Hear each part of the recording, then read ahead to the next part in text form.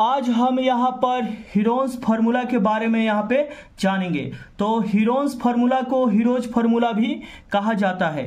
तो Heron's formula जो होता है वह एक सूत्र होता है जिसके माध्यम से हम अगर कोई भी त्रिभुज का, कोई भी ट्रायंगल का अगर भुजा दिया गया है, भुजा की लंबाई दिया गया है, तो इस फार्मूला के द्वारा हम इस त्रिभुज का क्षेत्रफल निकाल सकते हैं। तो हीरोन का सूत्र कहें या त्रिभुज का क्षेत्रफल दोनों सेम होता है। इस हीरोन सूत्र का प्रयोग हम कब करेंगे?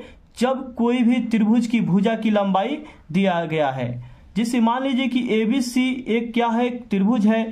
अब इसमें से भुजा की जो लंबाई है A है, B है, C है, मगर कहने का अर्थ हुआ कि A और A से लेके B तक की जो लंबाई है वो A है, इसके बाद B से C तक की लंबाई जो है वो B है, इसके बाद A से C तक की जो लंबाई है यहाँ पे C है। तो अगर किसी त्रिभुज के भुजा की लंबाई दिया है तो इस हीरोन सूत्र का हम प्रयोग करके क्या करेंगे कि इस त्रिभुज का टोटल क्षेत्रफल को निकाल सकते हैं। तो हीरोन का सूत्र कहें या त्रिभुज का सूत्र कहें तो इसका सूत्र होता है √S × S - A, इसके बाद S - B, इसके बाद S - C होता है। तो जहां S जो होता है वो किसी भी त्रिभुज का अर्ध परिमाप होता है। त्रिभुज की अर्ध परिमाप होता है, अर्ध परिमिति कहे या अर्ध परिमाप कहे। अर्ध परिमाप क्या होता है इसको देखेंगे। तो यहाँ पे किसी भी त्रिभुज का परिमाप क्या होता है? तो त्रिभुज की परिमाप का अर्थ हुआ कि बाहरी भुजाओं की लंबाई, जैसे यहाँ से यहाँ तक, यहाँ से यहाँ तक, यहाँ से यहाँ तक। तो इस तरह अगर हम A + B + C को यहाँ पे क्या करेंगे, जोड़ देंगे, तो ये किसी भी त्रिभुज का परिमाप निकल गया, मगर इसकी बाहरी भुजा की लंबाई निकल जाएगा। तो अगर हम इसमें 2 से डिवाइड कर देंगे तो क्या हो जाएगा, यही आधा भाग हो जाएगा परिमाप का। इसका अर्थ हुआ कि ये अर्ध परिमाप हो जाएगा। तो S का मान यहाँ पे क्या होता है?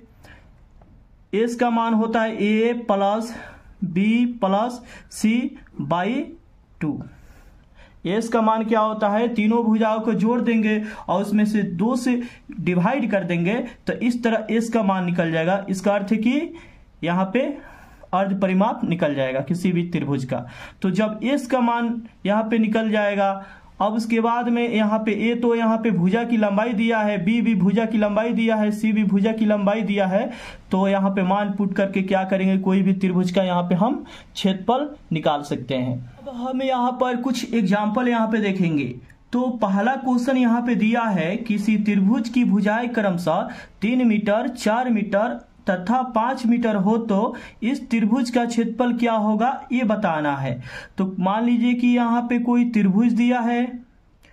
अब ये त्रिभुज हो गया, इस त्रिभुज की भुजा यहाँ पे दिया है। तो मान लीजिए कि ये यहाँ पे 3 सेंटीमीटर है, ये यहाँ पे 4 सेंटीमीटर है और ये यहाँ पे 5 सेंटीमीटर त्रिभुज की भुजा की लंबाई दिया है। अब बताना है कि इस त्रिभुज का टोटल क्षेत्रफल कितना होगा। क्षेत्रफल का अर्थ हुआ कि ये कितना जगह छेके हुए है, कितना दूर में ये फैला हुआ है।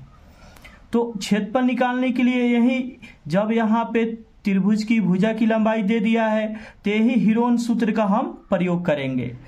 तो यहाँ पे हीरोन सूत्र का प्रयोग करने से पहले हम क्या निकालते थे? S का मान निकालते थे। तो S = क्या होता है? अर्ध परिमाप। तो A + B + C और /2। इसका अर्थ कि परिमाप जो होता है त्रिभुज का उसमें 2 से डिवाइड कर देंगे तो इस तरह आधा परिमाप निकल जाएगा। अर्थ हुआ कि अर्ध परिमाप निकल जाएगा।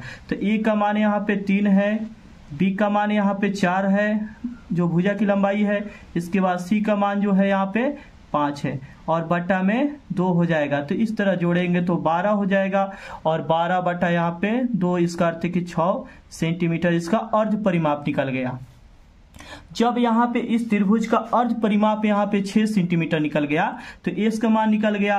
अब यहाँ पे त्रिभुज का क्षेत्रफल निकालेंगे। तो त्रिभुज का क्षेत्रफल हो जाएगा त्रिभुज का क्षेत्रफल। तो अब यहाँ पे त्रिभुज का क्षेत्रफल, तो हीरोन पहले फॉर्मूला क्या होता है इसको देखेंगे यहाँ पे।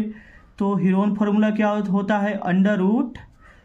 √S, इसके बाद × S - A इसके बाद एस माइनस बी, इसके बाद एस माइनस सी होता है। अब यहाँ पे मान को पुट कर देंगे, तो एस का तो मान यहाँ पे 6 निकाल लिए, तो एस के जवाब पे यहाँ पे अंडर रूट दे देंगे। इसके बाद एस का यहाँ पे मान क्या करेंगे, 6 दे देंगे।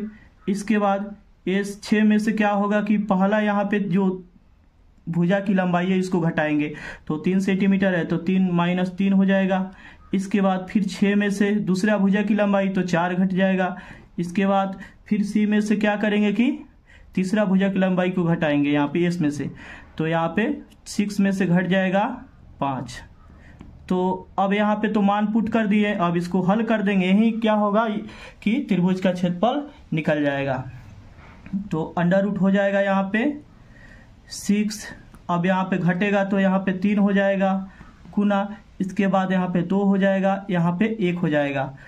अब यहाँ पे देखेंगे तो यहाँ पे 6 है और इसको गुना करेंगे तो 6 हो जाएगा, तो यहाँ पे 6 का 2 पेयर लग रहा है, तो इसका अर्थ है कि रूट में यहाँ अंदर रूट यहाँ पे 6 का 2 पेयर है, तो 1 पेयर बाहर आ जाएगा, तो यहाँ पे इसका जो क्षेत्रफल होगा वो 6 सेंटीमीटर यहाँ पे एक्स वायर हो जाएगा, सॉरी मीटर एक्स वायर हो जाएगा, यहाँ पे मीटर एक्स वायर हो जाएगा, क्योंकि जो क्षेत्रफल होता है वो एक्स वायर में होता है।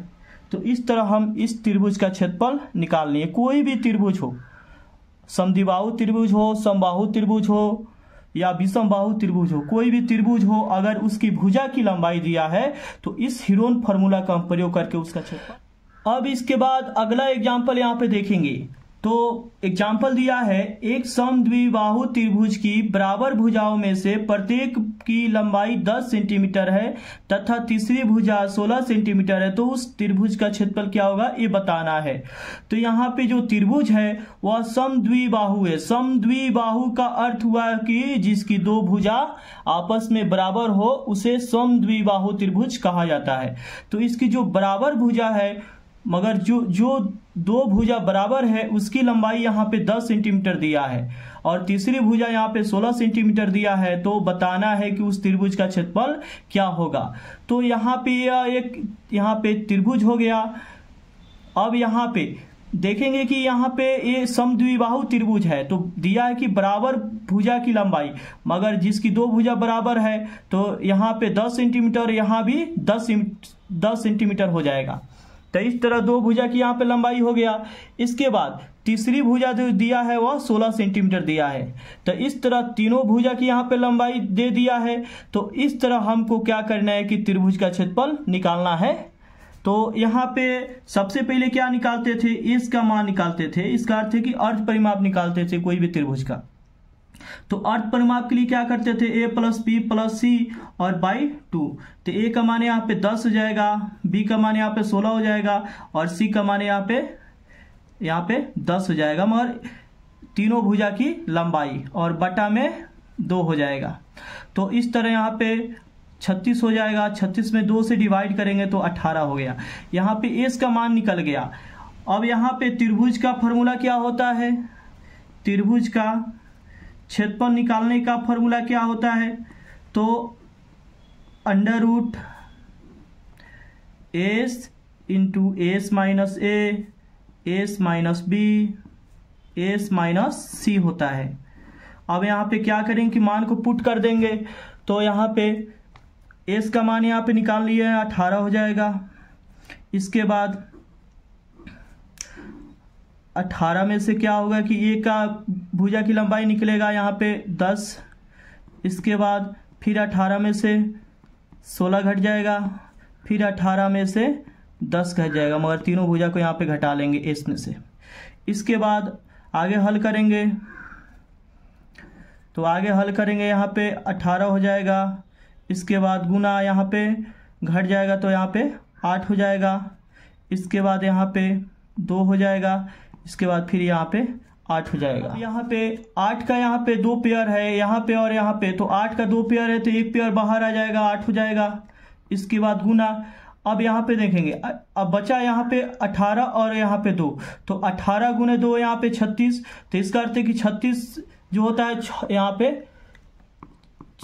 6 गुने 6 होता है। इसका अर्थ है 2 पेयर यहाँ पे 6 का लग जाएगा, तो 1 6 यहाँ पे बाहर निकल जाएगा, तो यहाँ पे 6 हो जाएगा। इस तरह यहाँ पे क्या हो जाएगा, 48 यहाँ पे सेंटीमीटर x² इसका क्षेत्रफल निकल जाएगा। तो इस तरह हम क्षेत्रफल निकाल लेंगे।